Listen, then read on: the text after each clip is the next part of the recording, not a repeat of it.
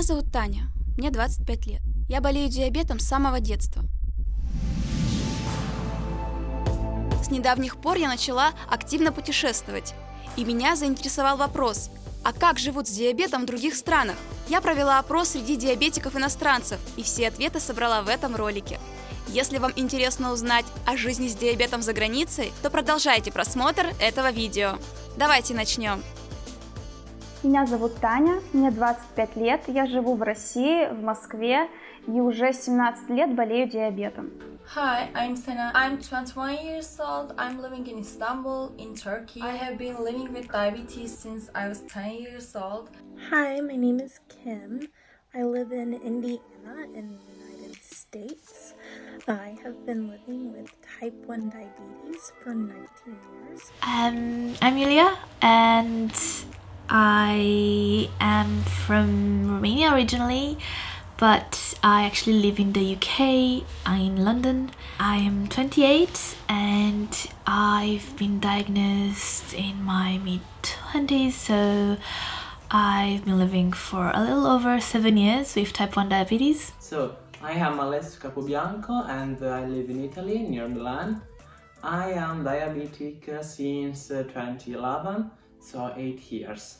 Ciao, mi chiamo Giulia, ho 30 anni e sono italiana, vivo a Milano. Ho il diabete di tipo 1 dal 2014, quindi da quasi 6 anni, ne avevo 25. Диабет у меня обнаружили, когда мне было 8 лет, я была еще совсем ребенком. Это генетическая предрасположенность, так как у меня болел дедушка. Симптомы у меня все были стандартные. Firstly, even I was eating a lot and I lost lots of pounds. I was drinking water all the day like I never seen it. Drinking more water than I should, sleeping. I was very, very sick. I couldn't stay awake for more than a few hours at a time. They find out that I am a diabetic. My blood sugar was 600. Really, it was 600 and they stayed in the hospital for 9 days. Then my injection adventure is started. Что касается получения инсулина в России. Инсулин, слава богу, к счастью, в России абсолютно бесплатно выдают. У меня, к счастью, никогда проблем с получением инсулина не было. Я знаю действительно, что некоторым людям приходится бороться, чтобы получить нормальное количество инсулина у доктора. Она коснулась, например, моего брата, когда он только-только заболел диабетом. Они с мамой моей пришли в больницу, и врач сказала, что вам не положен вообще инсулин. То есть как можно ребенку, у которого только подтвердился диабет, сказать, что вам инсулин не положен? I'm using Humulin R and Lantus. In Turkey, I go to the doctor and he writes my medication on prescription. Here, the government pays for the Lantus scans according to a calculation of your doses. But I had to buy 2 cans of Lantus with my own money because the doctor wrote the doses incorrectly. So my Lantus is finished before my prescription day. So until the November I have to pay for them. And every box is 200 Turkish liras. I have never really encountered any obstacles here. So in the UK, insulin is free, and so are all kinds of medications for type 1 diabetes. See, you have to put in a request with your GP every month when you're running out of supplies, so whether that's insulin or needles or testing strips or whatever. And based on that, if you, as long as you have it on prescription, anything that you have on prescription as a type 1 diabetic is free. It is technically covered by the sort of state NHS stands for National Health System in the UK, and that will cover all your insulin costs.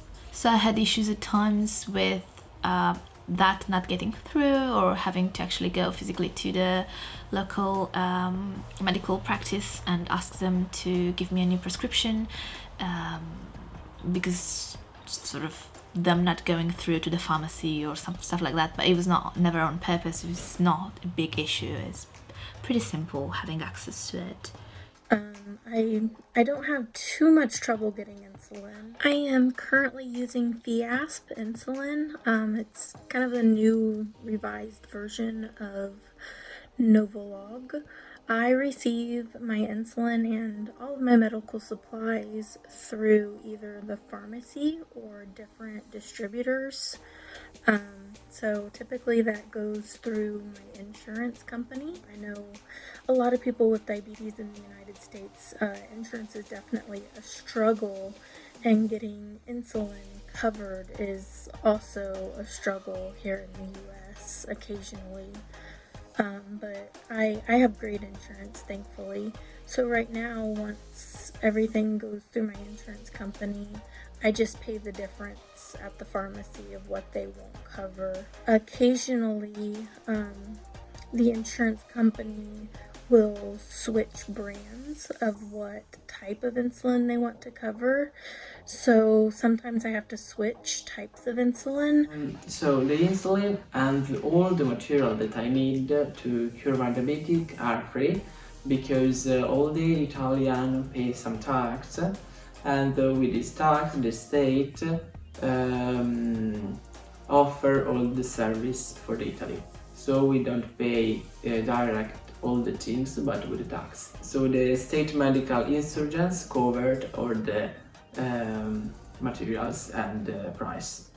L'unica spesa che io affronto, che è minima, sono 2 euro a confezione di insulina quando vado a ritirarla in farmacia, ma semplicemente perché vivo fuori regione, cioè vivo in una regione che non è in quella in cui ho la residenza, per cui c'è un sovrapprezzo di 2 euro, ma è l'unica cosa che io pago.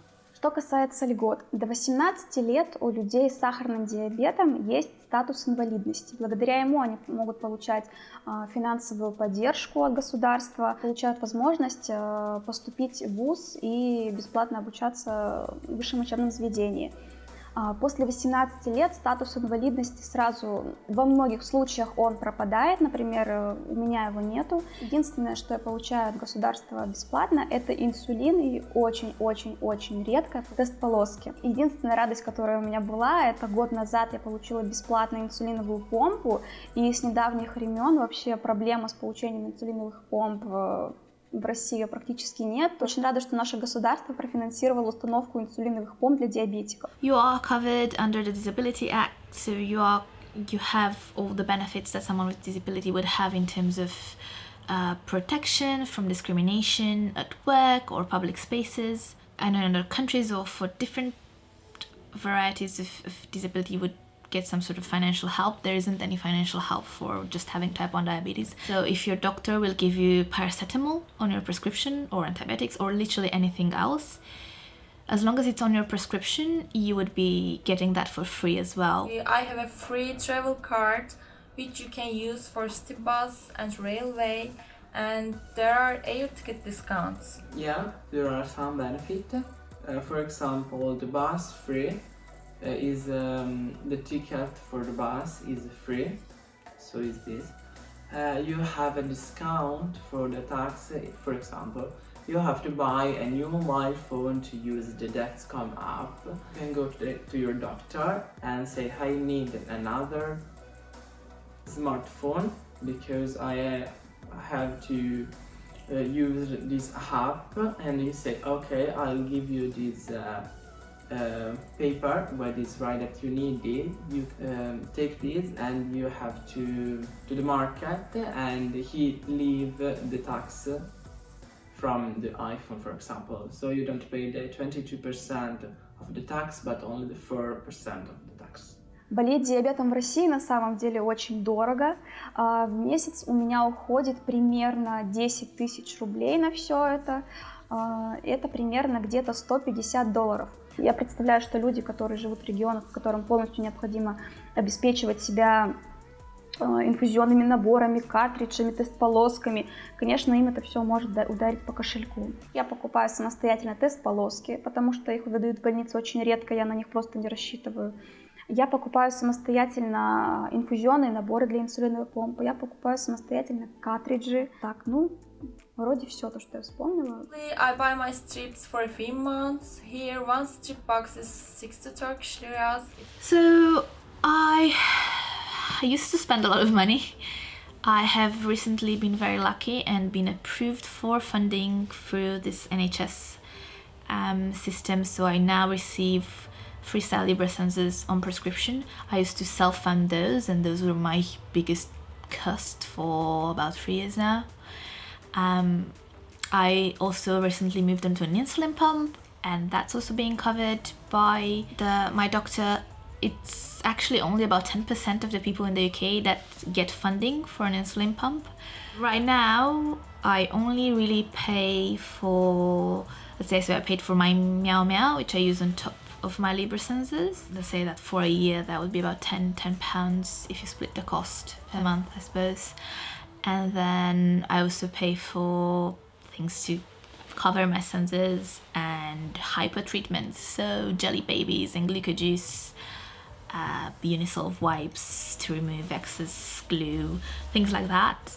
They're not cheap, so they do add up. So I would think that I still spend about £20-30 a month on my diabetes, even though I have everything that you can think of. Okay, as a diabetic, you're really well covered and really lucky. But after I hit deductible, my insurance company will cover supplies 100%. But prior to deductible, insulin is around $600 to $700 a month. Pump supplies is about $800 for cartridges and infusion sets. My CGM sensor supplies for an order is around $2,000, and a doctor's visit is $275 to $450. I don't spend anything to cure my diabetes because it's all covered by the state medical insurance. Нет, особой диеты у меня нету. Я себя вообще ни в чем не ограничиваю. Я кушаю все. Единственное, что я, конечно же, все контролирую. I use filtered coffee with no sugar and non-fat milk. The real taste of tea it was, I think. And I had to give up on my daily chips, chocolates, snacks. For now, I eat this kind of snacks very rare. It is hard, but I can make it. Don't drink any kind of fruit juice or soda that has sugar in it. I just find there's no way around that for me, and just not worth the insulin really. But I do drink sort of zero or diet versions of that. And I also avoid, but I still eat them, things like rice, pasta and pizza. I don't currently have any dietary restrictions because of diabetes. I do, however, try to be careful with the amount of carbs I eat per meal, just to help out with balance and keeping my blood sugar. I think one of the biggest differences with my eating habits and other people my age in the United States is schedule. Personally, because of diabetes, I try to keep meal times on a schedule. I try to eat around the same time every day. I think I'm really lucky because I live in Italy, so we can eat the fish, the meat and the vegetables. We don't really eat a lot of sweets. I eat a lot of vegetables. Sometimes for a week the white and the red meat, and I eat for example for 3-4 times a week the carbohydrate food like pasta and something like that, and the fish I eat it. All'inizio avevo molta paura di mangiare cibi carichi di carboidrati perché non conoscevo l'impatto sulla glicemia e non sapevo quanti grammi di carboidrati i cibi contenessero. Mentre negli ultimi anni ho imparato a gestire meglio determinati cibi, a fare delle prove, per cui devo stare attenta a mangiare con moderazione. Per esempio non posso mangiare 200 grammi di pasta perché altrimenti avrò un picco glicemico pazzesco, però ne mangio 80 o 90, così come mangio la pizza, mangio i dolci e mangio direi tutto. Конечно же, все мое ближайшее окружение, они знают о том, что у меня диабет. На самом деле я этого не стесняюсь. Я могу спокойно померить сахар в общественном месте. Когда я была на шприц-ручках, я спокойно ставила себе укол в общественных местах. And everyone around me knows I have diabetes. Some people react like a fool and I don't keep them in my life so long. And my real friends are really good at it. Most of the people in my life are aware that I have type 1 diabetes. I don't think the people close to me understand everything that I take into consideration and everything that I do in my life because of diabetes. My friends and my boyfriend know about my condition. I've been dating my partner for over 10 years now, so we were already together for about 3 years when I've got my diagnosis. So we both took it. My friends also know about it because I talk about it a lot. I blog about diabetes, I have a YouTube channel on diabetes, so obviously everyone that knows me knows about this. E ho aperto anche una pagina Instagram sul diabete tipo 1 con lo stesso fine, quindi sicuramente fare comunità con altri diabetici, scambiarci esperienze e informazioni, ma anche informare i non diabetici sulla complessità di questa malattia e dire loro che non è uno stile di vita e non ha una gestione affatto semplice come invece spesso si crede. So when I say to my friends that I have post-diabetic, they say just okay and nothing. No problem. Единственное, что мне не нравится, это что в России врачи очень негативно относятся к спорту. То есть диабетикам действительно многие врачи в школах, в лагерях где-то запрещают заниматься спортом. С диабетом детей не допускают до каких-то соревнований, не берут в некоторые секции. Например, ситуация с моим младшим братом тоже. В школе врачи просто запретили участвовать ему в городских соревнованиях. Я считаю, что врачи, которые запрещают диабетикам участвовать в спортивных соревнованиях и вообще заниматься спортом, как-то препятствуют этому, это абсолютно некомпетентные специалисты. Of course, I have met this kind of incompetent doctors. One was told me that you can use the needle pins for 2 times. I can write it low and don't follow them. Don't care about them. Don't see that doctors again. And that was a lengthy struggle. I live in a small town, and I found that many of the doctors in my area and in my surrounding areas were more familiar with type 2. I wasn't satisfied with their offices or how they dealt with type 1, and I had a hard time finding a doctor in my area. I found that they weren't necessarily familiar with the new technology. So my pump and my CGM, I got lucky. I found a doctor that has diabetes. So she has a personal view of what diabetes is and how to handle it. Oh, I have. I'm sorry to bash in Romania, but at my diagnosis, the doctor I had in the hospital was beyond incompetent. I would be dead if I listened to what she told me to do. She literally sent me home with a set amount of insulin that I'm supposed to do for my Atlantis, like my basal, and a rapid for my normal injections, and this A4 sheet with foods I'm allowed to eat and I'm not allowed to eat. So it's basically saying that I'm allowed to drink a lot of vodka because it doesn't have carbs, but not to drink some like liquors that had cherries in them. It basically said, oh, never eat sweets or sugar again, but eat a lot of bread. So honestly, I never met an incompetent doctor. Here where I live, near Milan, there are a good doctor, and I say thank you. В России общественность по-разному относится к диабету. Тоже как-то более оптимистично отношусь к этому диагнозу. Есть часть людей, часть врачей, часть диабетиков, которые считают, что диабет — это действительно какой-то образ жизни. I think the diabetes and the normal life are the same life. You have not different anything.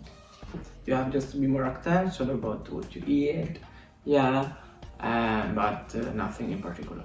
I don't really know what people from outside feel. They're saying again, just because I talk about this a lot, people might react to me differently than they would if they were talking about diabetes without knowing anyone that has diabetes. I think there's a lot of more awareness in the UK than in other countries, and there's a lot less stigma around it. I think there's a self-development. Obviously for me, diabetes actually helped me in my self-development. It helped me, sort of empowered me to start my own business, gave me the courage because I've met all of these wonderful people through the diabetes community. How you do things. There's nothing impossible, there's nothing that needs to hold you back. But it takes a lot of extra effort to do all of that. People in the US, I don't think they get how impactful diabetes is on somebody's life. I don't think they understand how time-consuming and stressful at times it is to manage and take care of diabetes. So I think the public could definitely use some education on diabetes and what it is. I find it really sad that there are so many misconceptions and stereotypes because diabetes is really common nowadays, but people seem to still be living with past information.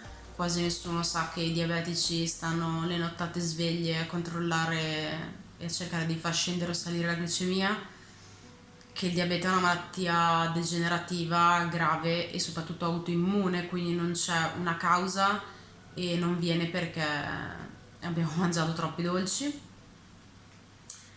e che è una malattia molto stressante con cui si impara a convivere, ma non è assolutamente facile. The 70% of the public does not know anything about it, and I want to increase the awareness of the diabetes in my country. So I have that Diabetes Instagram account, and in my daily life there is not a lot of people who have diabetes, and we are really close. Whenever we need each other, we can meet easily, we can support each other. It's really good thing to know there are lots of people like you. Я журналист, я работаю на телевидении, и у меня проблем никогда с этим не было. Просто мне приходится, конечно, немножко сложнее, чем другим сотрудникам, но у меня были проблемы, когда я только собиралась поступать в университет, чтобы учиться на журналиста. Врачи меня от этого отговаривали. Говорили, что вообще мне нужно идти на такую работу, где можно просто сидеть в офисе и перебирать бумажки. Меня тогда это очень сильно, помню, что обидело, чуть ли не до слез, но в итоге я сама себе доказала, что нет, я могу работать, я могу жить с диабетом, я могу работать журналистом. Я помню, что у меня даже во время прямых эфиров, это стресс постоянный, у меня начинает падать сахар из-за стресса. Я постоянно перед прямыми включениями измеряла сахар, подъедала что-то и только потом выходила в прямой эфир с микрофоном что-то вещать. Come lavoro, sono una giornalista, lavoro per una testata femminile online e non ho particolari problemi rispetto al diabete al lavoro, nel senso che i miei colleghi sanno che ce l'ho. I don't have any significant issues at work any longer with my diabetes.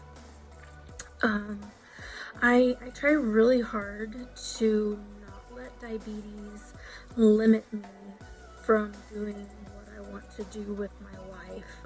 And I am studying environmental engineering in English department, but I know that I will not be only an engineer. I will work for diabetes and make the life better for diabetics.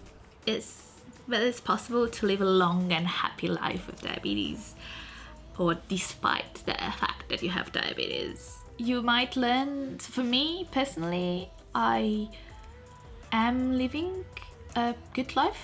It is not impossible. It's not like another style of life that to go you have no to say, oh my god, I'm diabetic, what can I do? And say things. You can eat all, you can do everything. So you just need to control. Don't worry, you're gonna be fine. As fine as you can be anyway, whether you have diabetes or not. So yeah. I definitely think that it is possible to live a long and happy life despite having diabetes, but it's something that you have to work at. You have to find your balance and manage your blood sugars and count your carbs and do your insulin. С диабетом можно жить, можно вести полноценную жизнь, главное все контролировать. Спасибо, что посмотрели этот ролик, надеюсь, он был для вас полезным.